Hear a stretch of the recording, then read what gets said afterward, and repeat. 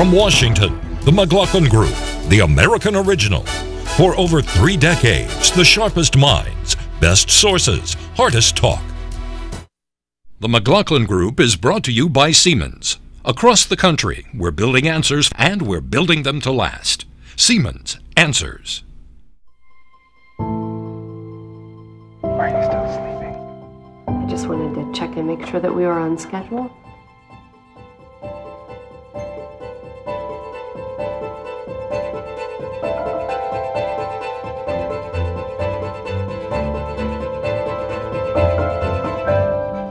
The first technology of its kind. Mom and Dad, I have great news.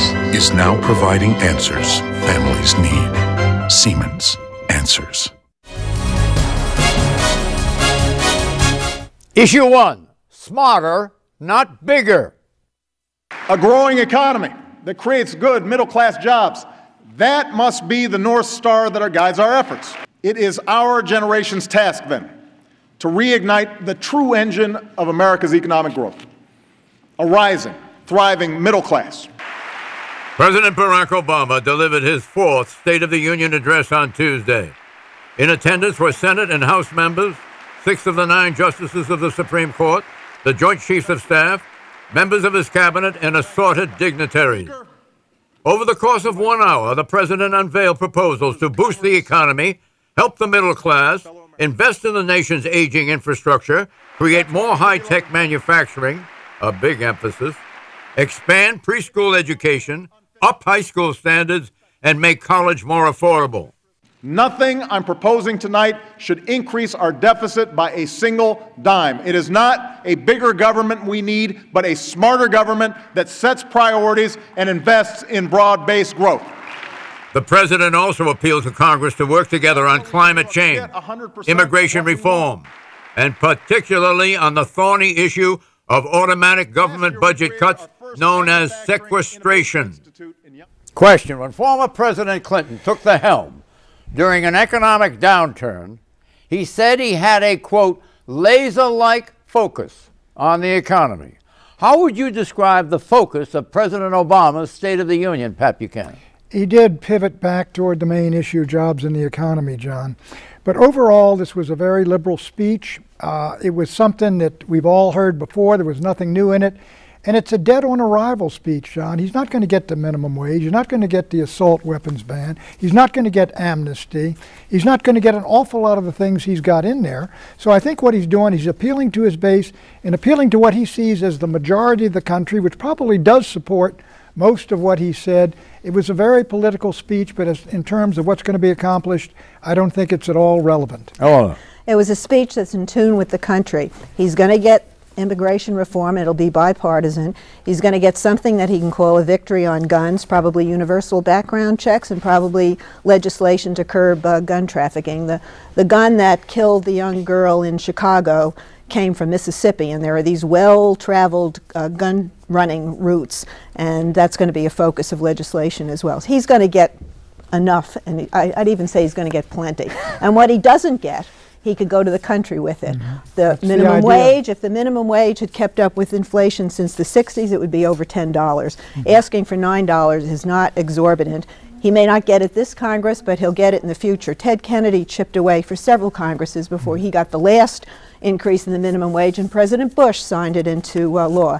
And getting behind universal preschool, it's not all about Head Start. It's about, that's a middle-class issue as well. He's got issues he can go to the country with.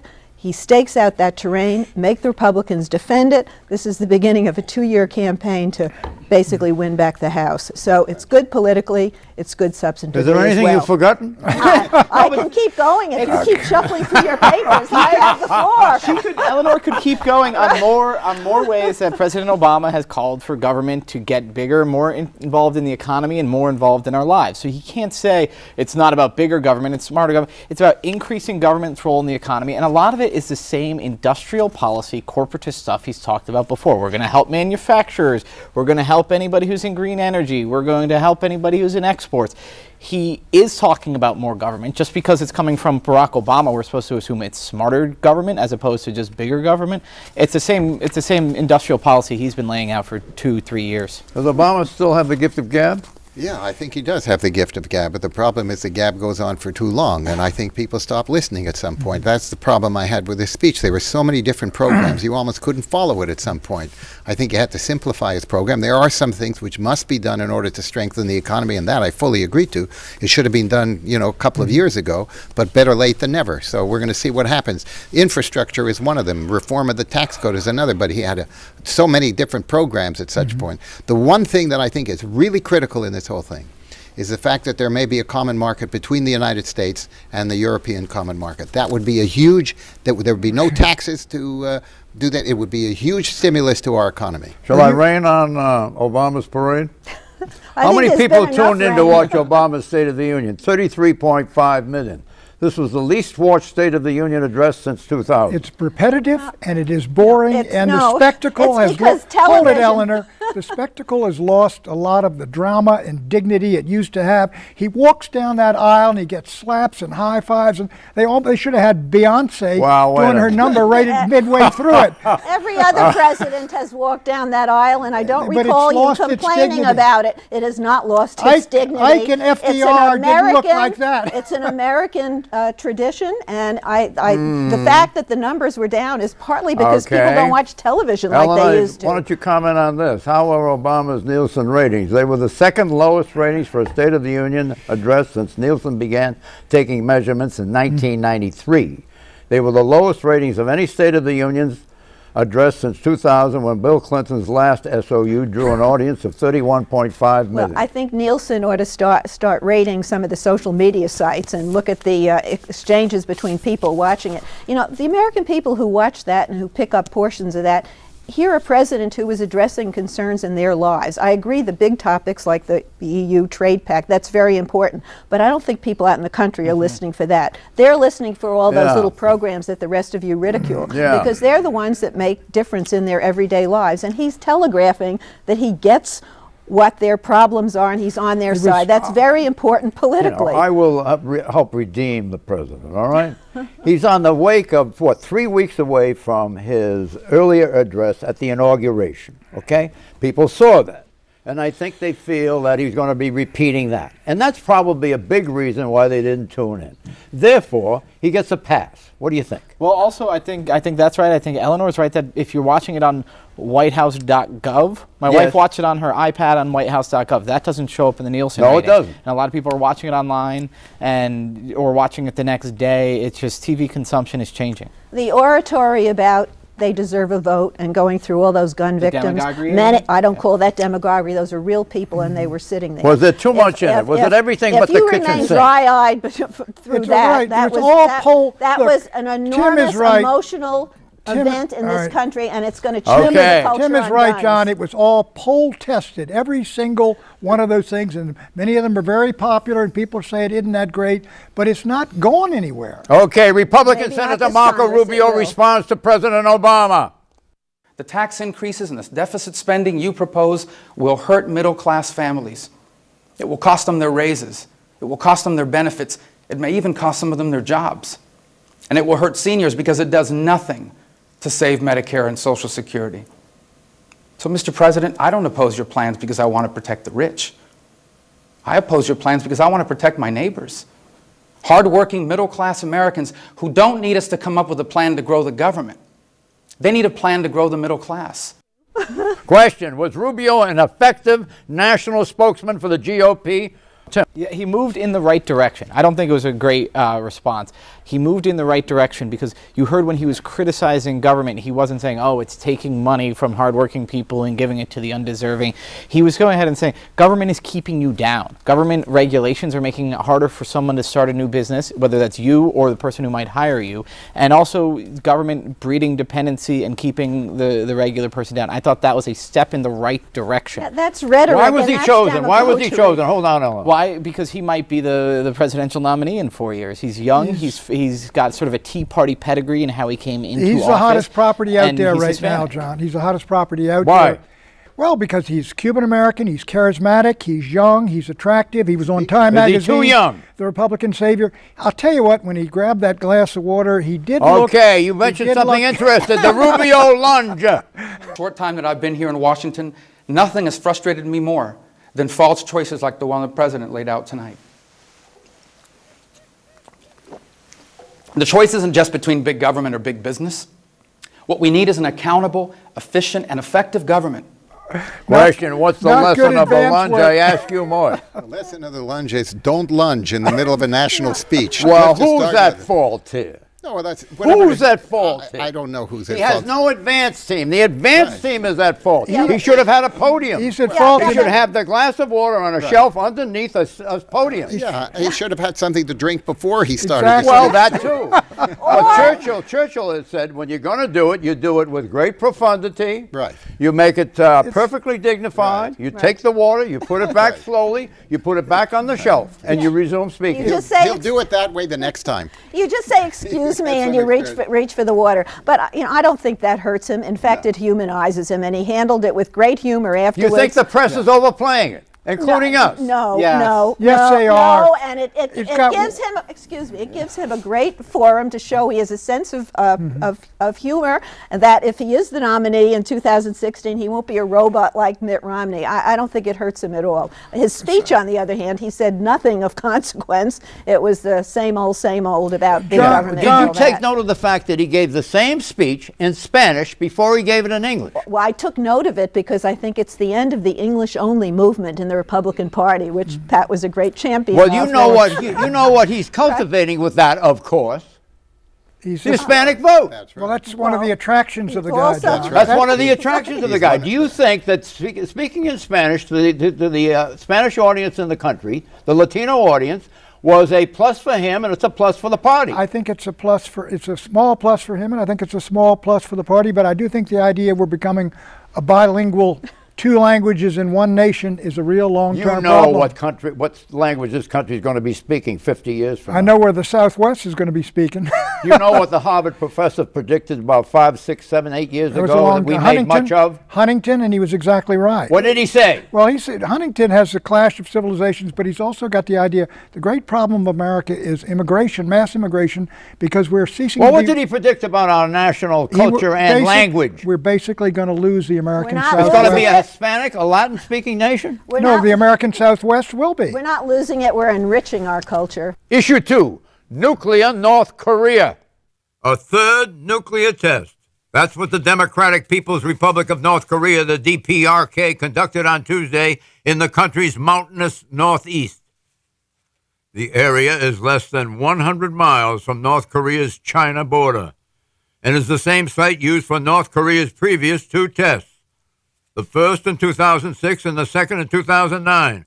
The U.S. Geological Survey detected a 4.9 magnitude seismic event in the area, more powerful than the 4.5 that registered in 2009 after North Korea's second test.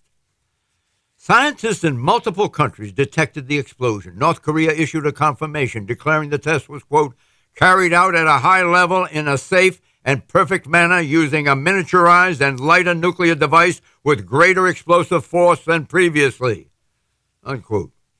Pyongyang also declared the test was in response to the, quote, reckless hostility of the United States, unquote. In his State of the Union address on Tuesday, President Obama had this to say. Provocations of the sort we saw last night will only further isolate them as we stand by our allies, strengthen our own missile defense, and lead the world in taking firm action in response to these threats. This is North Korea's first nuclear test under its new leader, Kim Jong-un, son of Kim Jong-il, who died in December of 2011. This past December, the DPRK successfully launched a long-range rocket, raising fears North Korea now has the capability to hit the United States. Question, what's the real story behind Kim Jong-un's nuclear test? Mark Zuckerman. Well, listen, he's making an extraordinary statement. When you think about a small country like that, he's able to develop this kind of weaponry and rocketry and make it all work. It just tells you something about where the world is going, but he is telling everybody, don't mess with us, okay? And a lot of people do want to mess with him. And when the president says we're going to stand by our allies, he better stand by our allies. A lot of the allies in that part of the world do not think the United States is standing behind them. But why should the United States, 60 years after the end of the Korean War, have 28,000 guys on the DMZ when South Korea's got an economy 40 size of the North and they got twice the population? Point is, if the United United States weren't on the DNZ, this guy wouldn't be building intercontinental missiles and nuclear warheads to attack us. I'll tell you what the effect of this is going to be. Both Korea right now and Japan are probably looking very hard at their own nuclear deterrence, and they ought to. What about China? Well, China is supposed to basically corral and rein in North Korea, and they're failing to do the job. That's why I think the idea of the Japanese, who are in a conflict with the Chinese over the Senkakus, and the Koreans, who got this problem, are going to look themselves at nuclear weapons, and that's going to be China's problem. Does China see it as in their best interest to let North Korea do what it's doing? No, they don't. They would like to constrain them, and they failed to do so. Don't you think that they know that the United States will turn to China, and China wants to be cultivated by the United States? But in order to stop they're this letting action. this, Is that a little too arcane for you? No, they're letting this guy go too far. This is, John, this could have been a uranium weapon or a plutonium weapon. Well, if it's uranium, we got a real problem. First of all, they've been in the nuclear club since early in this century when George Bush was in the White House, and we've lived with it now for several years. What's the point? Well, we've lived with it. That's the point. Well, have they gone beyond what we live with? Secondly, Japan has not made any movement towards going nuclear, so it has not set off a nuclear chain reaction in that part of the world. And thirdly, the USA Today headline this week, which really made me nervous, was not even China can stop North Korea. And that's where we end up. It is, if there's a truly rogue nation, it is North Carolina. North Carolina. They are too. It shows that Saddam Hussein would still be in power today if he had gotten a nuclear weapon, right? Kerry Sanders too would be in power in North Carolina. The reason that we don't go and try to do a regime change in North Korea with this horrible dictator, presumably, is that they have a nuclear weapon. So he's showing the fact that we sort of back down, that it works. That Hussein was right to pursue nuclear we're weapons. living with it. Here's a note I have. Kim Jong-un characterized the test as necessary to defend against American threats. In announcing the nuclear test, state-controlled television used background special effect graphics that appeared to depict an American city destroyed by a nuclear strike. This went beyond the usual anti-U.S. bombast. That's why why would they build an intercontinental ballistic missile could go 6,000 miles when Seoul, South Korea is 25 miles from the border? This is aimed at us. They also had another test about 6 weeks ago. Well, that's when they tested the missile, and they That's put correct. a satellite into orbit. That's and correct. Elder's right, they tested a little device in 2006 which Right, and fizzled. they don't need nuclear weapons. Okay, nuclear arms reduction. America will continue to lead the effort to prevent the spread of the world's most dangerous weapons. At the same time, we'll engage Russia to seek further reductions in our nuclear arsenals and continue leading the global effort to secure nuclear materials that could fall into the wrong hands. So, how many nuclear weapons does the president want to reduce? Of the 1,700 nuclear weapons the U.S. now possesses, the White House believes 1,000 to 1,100 warheads would provide an equal level of security. Under what scenario is 1,000 warheads too low a threshold to maintain a capable nuclear deterrent? You know, Tim Carney. If we have to blow up more than one planet, then we might need more than 1,000 nuclear warheads. Is this a reciprocal deal with Russia, by the way? Well, I think that if we see that we can peel back to 1,000 and be just as safe, we may as well try to get something for it, Yeah, right? this isn't about... These are strategic warheads you're talking about, John. Yes. And 1,000 of these they're about 50 times the size of what North Korea. 1,000 is fine if the Russians come down and the Chinese stay down to this level, because nobody can do a first strike. Are the Russians willing to go along? I think they are. These things are very expensive to maintain. The missiles are enormously expensive, and Russia's got real problems. Where did we see that not long ago? We saw it when France and Britain decided that they would use the same staff to do certain particular renovations of their nuclear forces. They got sort of a joint deterrent, is what you're talking about. This is not an ideological issue. This is about safety and efficiency. And you have the Pentagon is behind the reductions. You want a smaller nuclear arsenal that you can be confident will work. You don't want to spread around too much. Countries it's with not controversial. Okay, sorry to cut you off. Okay, countries with the bomb.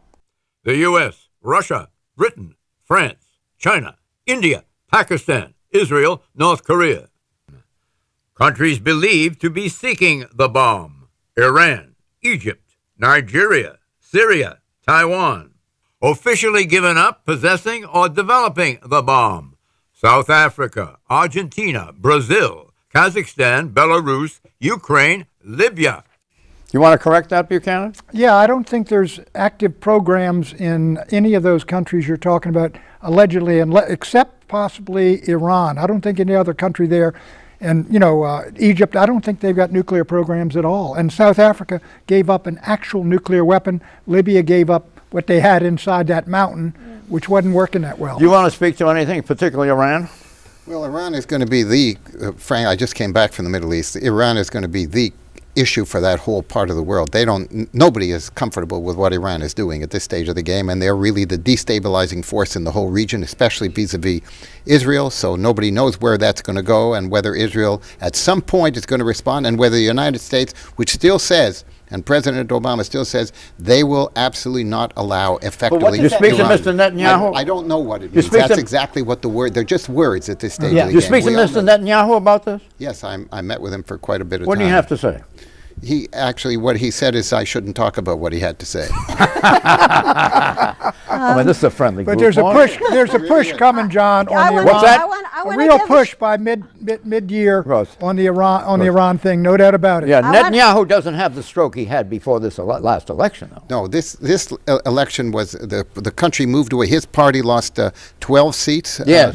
And what's more, where the seats were gained, it was really in the center. I want to give a shout out to President Nixon. The Non-Proliferation Treaty came into force while he was president, and it's actually worked pretty well. In the years since 1970, India, Pakistan, and North Korea joined the nuclear club, all under Republican presidencies. Another tribute to that great leader of men, Richard Nixon, right, Pat? You got it. Two alumni right here. That's right. Issue 3, U.S.-EU trade deal.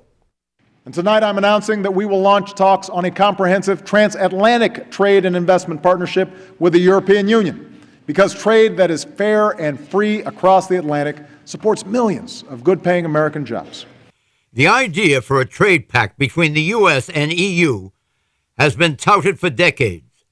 Together, the U.S. and the EU account for nearly half of the world's economic output.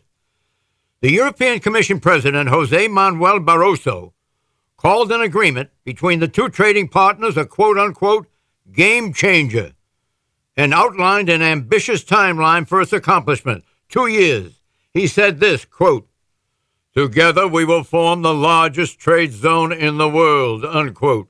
At this time of widespread unemployment, U.S. and European officials are eager to present voters with any tangible plan to create jobs and confront competition from China. Both sides have vowed to eliminate the few low tariffs that remain. In fact, tariffs are the easy part. Eliminating trade barriers like regulatory standards is complicated. Take agriculture. Europeans won't eat chlorine-rinsed chicken, genetically modified crops, or hormone-injected beef, despite most scientific tests confirming their safety. Procurement. Europe has fought our quote-unquote Buy America provisions, like those in the 2009 U.S. stimulus program. Intellectual property. The U.S. and the EU must agree on standards for protecting intellectual property that set a benchmark for the rest of the world. Also, any U.S.-EU trade pact would have to be approved by the EU's 27 member states and by the U.S. Congress. Question, how likely is a U.S.-EU free trade agreement by next year, 2014? Mort Zuckerman. I think it's highly likely. I think it is such a game changer, as was used, that everybody will realize what an enormous benefit is. There are going to be some problems, regulatory problems that we have to work out with the common market, agricultural issues, as you suggested here. But ultimately, it is such a plus for both sides that this is going to go through. It won't be easy, but it'll get done. Is my recollection correct that you predicted this? Yes. On this program, what, 3 or 4 weeks ago? Yes, several weeks ago, that's right. Now, did you have insider information on it? Yes, I did. Who'd you talk to? I'll get back to you on that. Why don't you get back to us right now and give us a name or two? I think you were not going to get Did you talk back to me. Did you talk to the Brits? I'm not in a position to talk about how I got it. No, I found out about it, what we were doing. You realize how gargantuan this deal would be? Yes, absolutely. It is an absolutely constructive step for both sides. No, it's but not. The Europeans. No, it is not. Why not? I'll tell you why.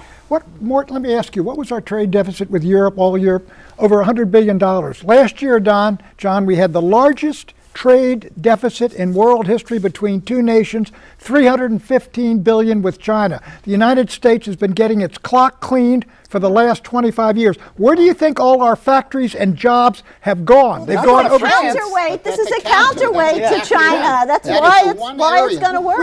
We have a deficit with Germany, a deficit with France. Hold on, Tim. Mort EU. has got some inside wisdom on this. He predicted it. Go ahead. Well, I do think that you will have a much larger market. You can have your manufacturing base that is now going to be completely expanded. Your cost per unit will go down, will be much more competitive vis-a-vis countries like China, particularly if we have high-tech goods, and we will. So I think it is a great, great improvement and opportunity for both sides. Predictions, Pat. That $9 minimum wage is dead, John. It'll go nowhere because the National Federation of Independent Businesses come out hard against it. The Chamber of Commerce will weigh in against it and say that's our payoff. Do you think the states ought to fix that minimum wage? I think states ought to set the minimum wage, yeah. Eleanor. Maybe dead this Congress, but there's another Congress, Pat. Senator Hagel, despite all the hazing he's getting from Republicans, will be confirmed as the next Secretary of Defense. 4 seconds. Sequestration will be modified by Congress before March 1st. The new common market between the United States and Europe will turn out to be the most dominant new force in the economy over the next decade. I predict that further research will show that unemployment goes up when the minimum wage goes up. Bye-bye.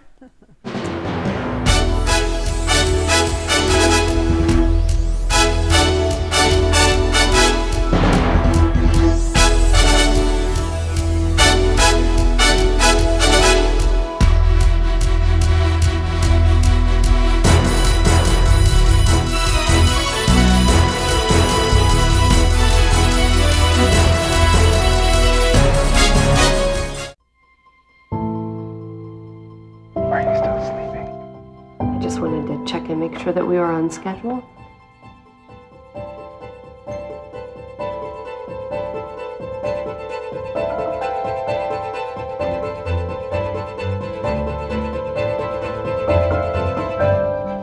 The first technology of its kind Mom and Dad, I have great news. is now providing answers families need. Siemens. Answers.